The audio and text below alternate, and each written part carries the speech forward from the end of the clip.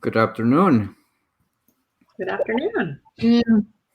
I want to thank everyone for joining us to this third session, I think, of the Teaching Tidbits live series. We are um, working to bring, useful information to everybody to be able to have conversations that could potentially help everybody that is going through this transition period.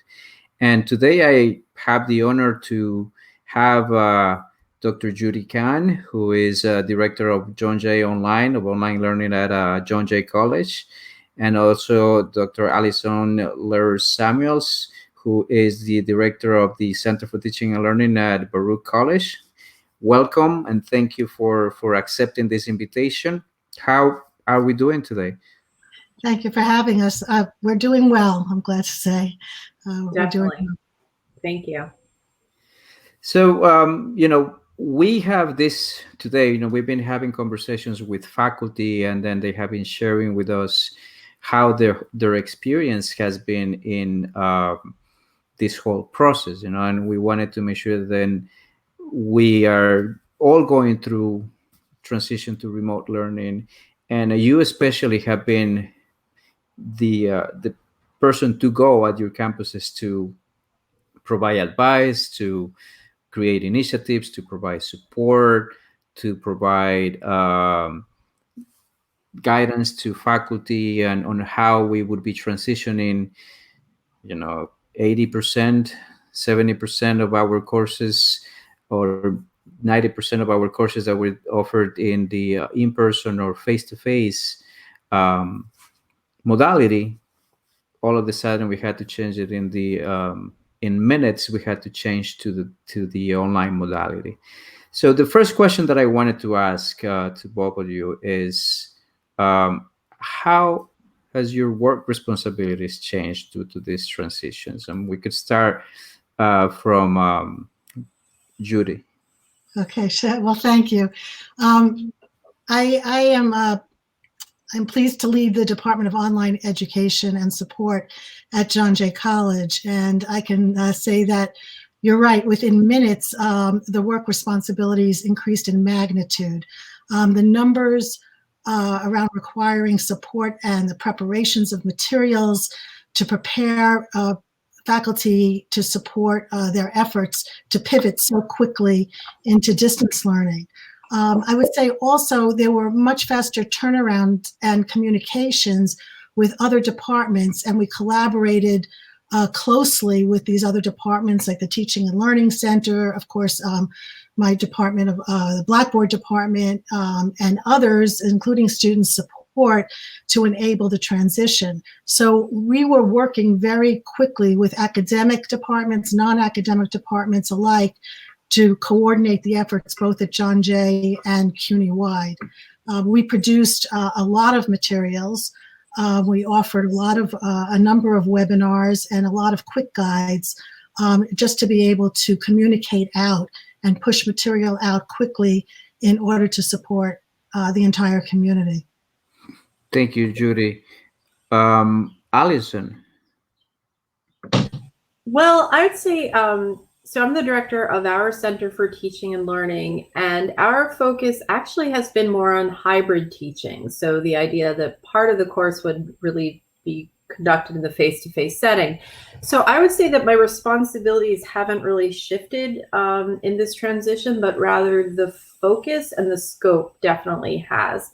So we definitely increased the volume of the number of faculty we all of a sudden we're serving.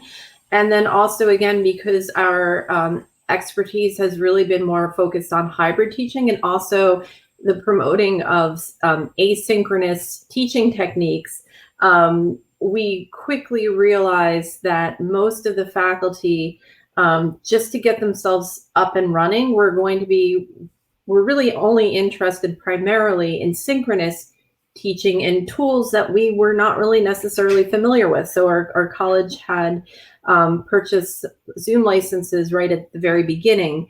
And so one of the early things that we had to do in collaboration with our IT department was to figure out who's going to teach faculty how to use Zoom, who's going to be developing the best practices around it, and who's providing tech support. So we had to figure that out early on. So definitely has been a lot of rapid changes in a short amount of time, and we just kind of had to shift gears. And this question, the next question is connected, and you share some of those challenges, right? Because it's not the same supporting a group of faculty who have been going through the initiatives, converting hybrids. You had 10, 20 faculty per semester, to having hundreds of faculty looking for support. So what challenges have you seen? We could start again with Judy. And okay.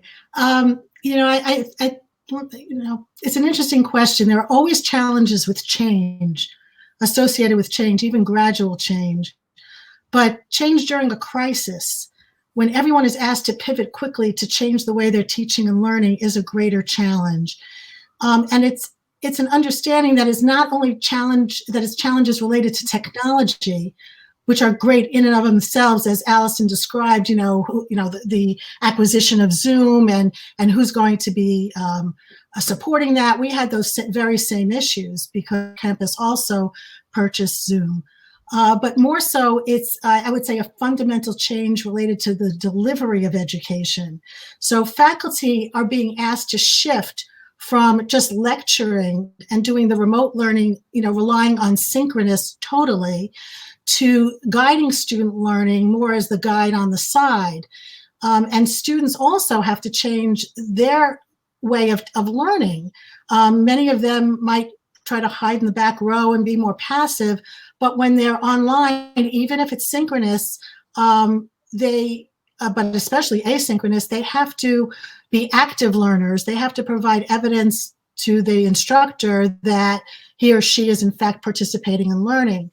So I think those are challenges, but there's the challenges that we are basically involve orchestrating the staff and the resources to effectively respond to the range of the faculty needs. So there are those who are novices and who, as Allison said, depend on the synchronous tools. And there are those who are more proficient and want to advance their expertise. So we need to assess where the faculty are at in their skills and expertise continuum. And that can be challenging when you're preparing support materials, webinars, and other resources. So basically the goal is to help faculty wherever they feel comfortable, because at the end of the day, it's about teaching and learning, and they have to feel comfortable with whatever it is they choose, that the educational need drives the tools that they choose so that the students can learn. Just in addition, and last point, is that we're also challenged in the sense that we're extending the department's reach to provide support for non-academic departments as well, so they're able to shift their work and make sure that they're connecting with students through these digital options. Excellent. Allison? I would say I had a cheat sheet here of a list of some things, but some of the challenges are definitely the rapid changes. For example, just building on Zoom, we obtained the license, we started getting people up and running in workshops and play testing, and then there were Zoom bombing. So all of a sudden it was, how do you rapidly try to figure out what are some different suggestions or approaches for different faculty who do teach different types of courses, because there's just different teaching realities that are needed with the tool. And it's hard to come up with a one-size-fits-all approach. Definitely the other challenge was the real increase with volume.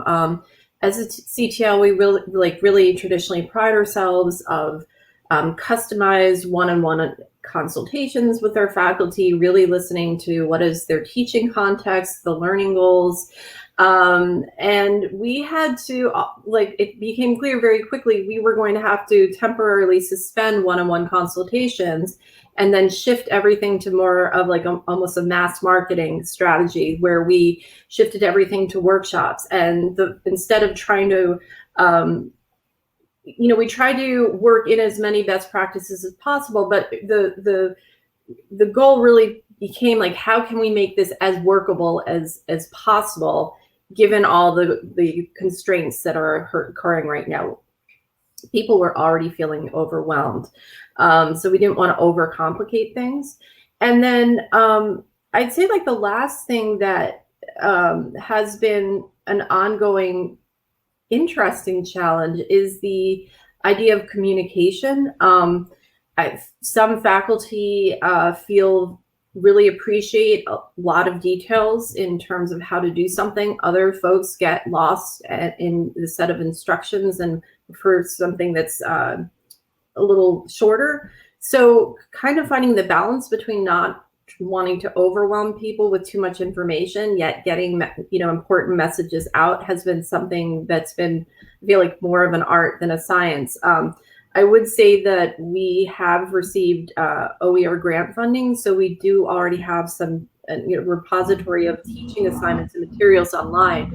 So it was helpful to refer to that. But even though it was there, I found that a lot of faculty, they just would see something, they read it, but they really wanted somebody to kind of talk them through how it was applicable to them individually. So again, this idea of how to balance communication and helping to navigate faculty through all these different options. That's that's interesting. We've been fortunate at John Jay because we have multiple ways that faculty can contact us, and we also have the Teaching and Learning Center run by Dr. Gina Foster. So that's been very valuable as a collaboration and communicating with faculty. But we also have the Department of Online Education on our website, webpage, the online education webpage at John Jay. Faculty can click into what we call an e-learning lab, and they can schedule a virtual one-on-one appointment with an instructional designer. So if they're really struggling with figuring out how to translate their syllabus to online, or the best way to present it, whether it's synchronous, blended with asynchronous or whatever, there is somebody that they can call upon, and they can get a one-on-one coaching. Yeah. So we thankfully this week we're shifting back to that, but it's just we're the place, and our IT department, BCTC, they provide Blackboard support, but I don't think we have as much staff as you. So that's been a challenge. Yeah, it comes down to resources. You're absolutely correct. It's it's the infrastructure and the resources. And that is a key element. This is something that I think, like we say, we're preaching to the choir, but we've been pushing a lot in to the university in the understanding of creating solid infrastructures to make sure that then we are able to support innovation. And we can call innovation anything, and online learning, of course, is one of those. But then how do we properly do and conduct online learning? It's I guess is very connected to how much you invest in your infrastructure. And then talking about staff, because this is also something very important. We have to make sure that we keep fluid communication with our teams and how our teams are doing, because we are overwhelmed. Our teams are the ones that are also going to be work a lot more or differently. How have you been keeping this communication with your teams? Well, I have to say my team is just unbelievable. They're each of them individually are superstars. We've really been working very, very well together for many years, and this just exemplifies the teamwork. We communicate, of course, via email. We have regularly scheduled meetings. I have one-on-ones with each member of my team, and we've team members use Slack as well. So we use a variety of ways to communicate. And sometimes it's just the good old-fashioned cell phone. If there's something immediate, we know how to contact each other. And it's been very valuable to have those kinds of members of the team working together and just pulling together to make it all work and to support the college. I would say for myself, we have a daily team meeting each workday at 10:30 over Zoom, and we try to keep it light. A lot of my staff have toddlers, so we're waving to kids, and people feel they can jump on and off as they need to. Sometimes, we'll make funny faces for the kids and things like that. So we're trying to show pets. So we try to make it, bring some of our personalities into it. We also have a Slack channel that we revived that had gone dormant. And then we extensively use the collaborative tools such as Microsoft Office 365 or Google Docs so that we can annotate our documents as we go. The other thing that I think that is important in our culture, and I totally agree that I can't, I have so much respect for the people that work with me. They're very, very much dedicated to our students and to CUNY, is that part of our culture is that I want to hear different points of view. If we start brainstorming about a policy or an idea, like I want to hear if somebody has a conflicting opinion because, we have over 1,000 faculty. I am confident there's not going to be consensus. So it's really helpful as part of our fluidity is to also make sure that everybody knows that we want to hear different perspectives on the topic because we have so many different learners. So we need to make sure that we're communicating and develop things in a way that are very much mindful of that. Thank you, Allison. It seems that we did not rehearse this conversation, but it is very fluid. Talking about fluid communication, and one of the things that we have to keep in mind is that we are all going through a lot of changes, right? And we've been focusing in this few minutes. We've been focusing on the work, right? How our work has been changing, how the responsibilities, our teams, communication. But then we have to also keep in mind that we are, human beings, and then we have our personal life that is very well connected right now with work because we're in the same environment and we are, working from home. Now, how do we balance all of this? How do we balance work and life and family responsibilities for those that have kids, and then even thinking about our students who are parents and have kids, or our staff who have kids and they have other responsibilities that they have to be facing. How do you balance your work and life?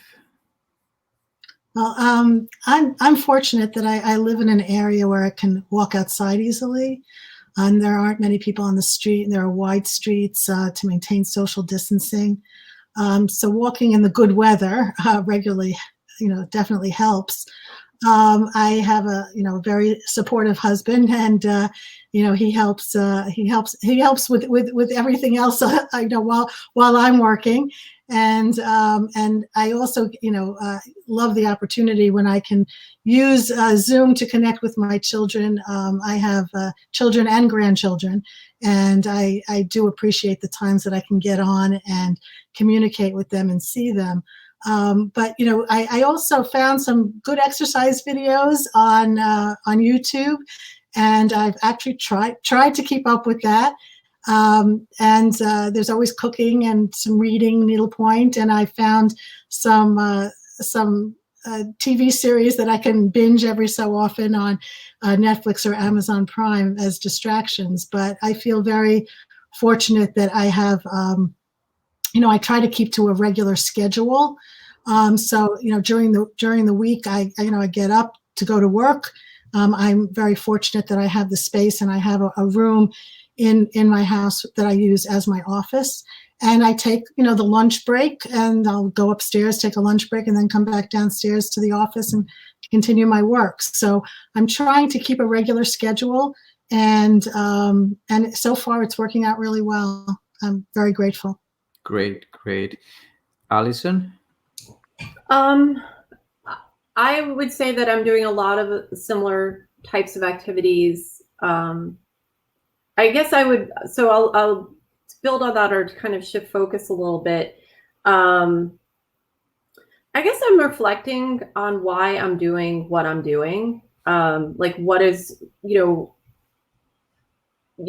is our mission, and anything that I feel like we can do to improve the sense of community, to maybe help somebody who has a moment when they think they can't do something feel like they actually can get through something, to me is very helpful. So, and I think about like how when I got my MBA at Baruch College, and I was a student during September 11th, and I reflect on what was happening at that point in time, from the student's perspective, and how important it was for me as a student to feel like there was some sense of stability, even when things felt very rocky, and to know that we were not all anonymous to each other, that I was part of a community that cared about me and that I cared about them.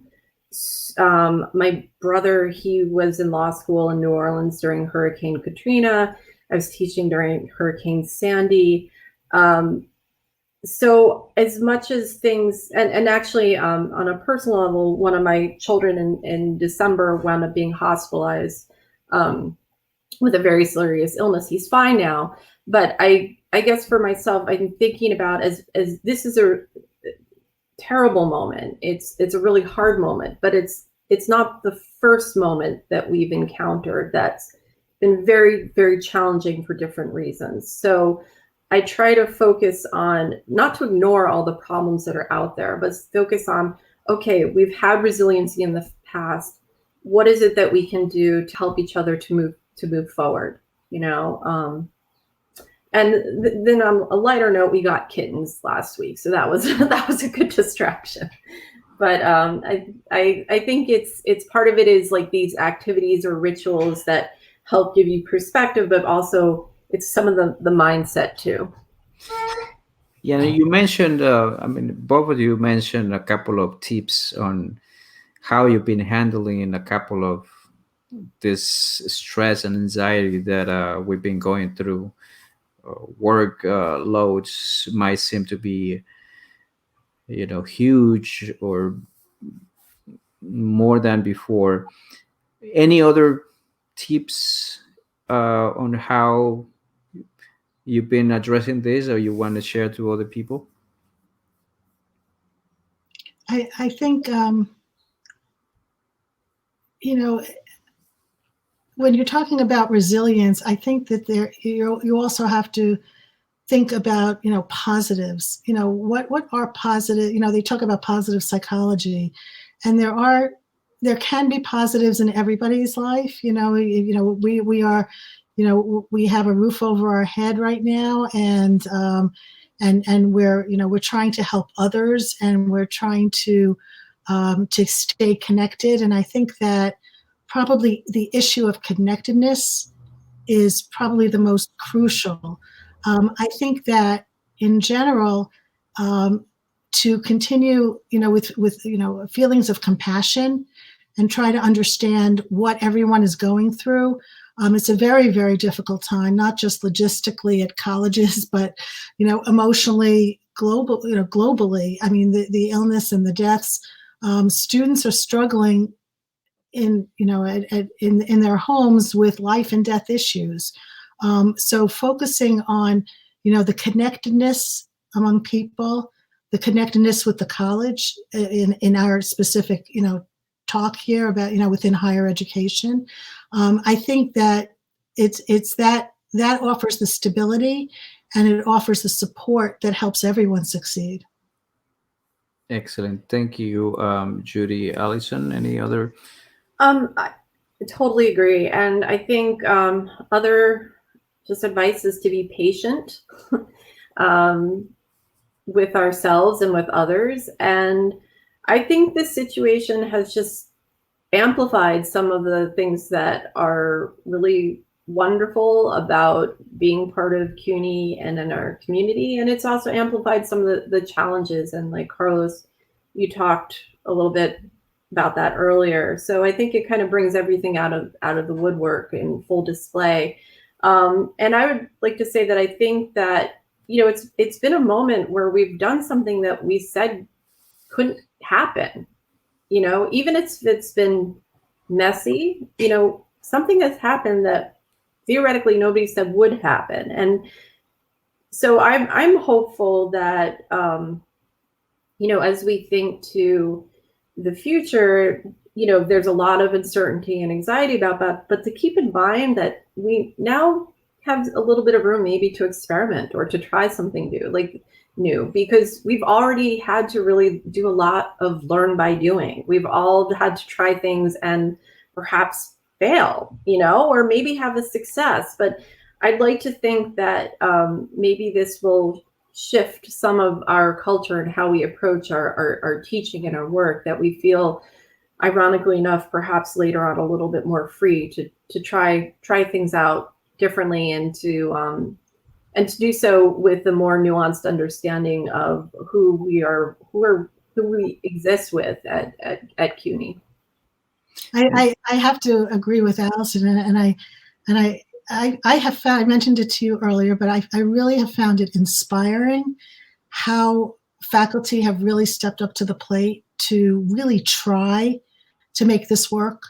And I think that's tremendous. Yes, and I agree. And Allison, you gave the definition of innovation. Trying, failing,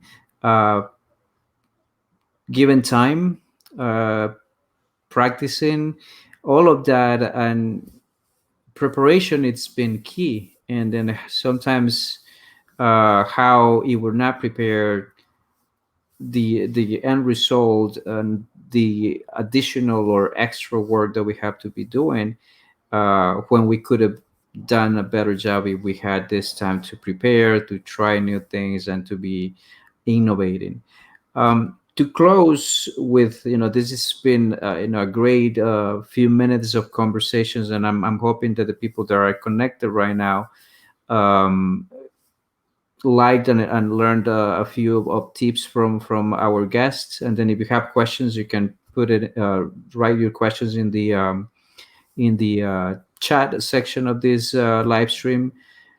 And one final question: what advice would you like to give to the college community on how to face this transition? Well, I think I'm going to be repeating myself with continued compassion. I think CUNY has been sensitive to that. I know that there was a start and then a stop, a pause and recalibration in order to respond to student needs to have computer devices in order to ensure continuity of education. So it's not a simple time. There are a lot of logistics, but I think that the support that's coming, and the continued support for the students, for faculty, for the infrastructure to do so, I think is critical. And I think that the emphasis again on connectedness, because we are a community, and the connectedness to make sure that that our students know that we care, and that we are here, and that we're working together is, continues to be important. Thank you, Judy. I totally agree with everything you've been saying, Judy. And I would like to add that about the importance of communication. Sure. No matter what the modality, I think that it's really important to be as transparent as we can, to have integrity with how we are communicating with our community, to be willing to listen to each other, hear things that might be hard to hear, and be flexible with what we're hearing. I tend to think that you can't always control your outcome, but what you can try to control is your process. And to me, that is really engaging a lot of different voices, trying to let people know clearly what your perspective is, what your goal is, how they can provide feedback to you. But I think communication at this point in time is incredibly important. Excellent. Yeah. Excellent. Many thanks. You have both of you have given the crucial elements. We have to make sure that we remember that we're flexible in these times, that we are adaptable to all of the different new approaches, new modalities, and we also to be sensitive to the circumstances and to make sure that we try to understand what's happening with our students, with our staff, and continue doing what we do. This is the reasons why we do the work that we do, the passion that we have for education to help students succeed. And I think, as you mentioned, the faculty have been doing a great job, and they have been adapting to this new reality great. And then we're hoping that we learned a lot from these lessons, and we have a time soon to be able to have these conversations, perhaps in a face-to-face environment, but then nevertheless not forgetting all of the lessons that we are learning through these times and experiences that we're going through. I want to give you my great thanks for coming to this program. I'm sure that everybody that is connected and watching enjoyed listening to you. And then until the next time we're able to connect again, we're going to be having another Teaching Tidbits on Friday. We're having a couple of colleagues from the library from Hostos. They're going to be talking to us about how libraries have been adapting and how the whole work experience and support for our students has been from the library lens. So many thanks, Judy and Allison. Thank you for the series. This is staying safe. Thank you. This has been really a fun conversation. Thanks. Thank you. Stay safe.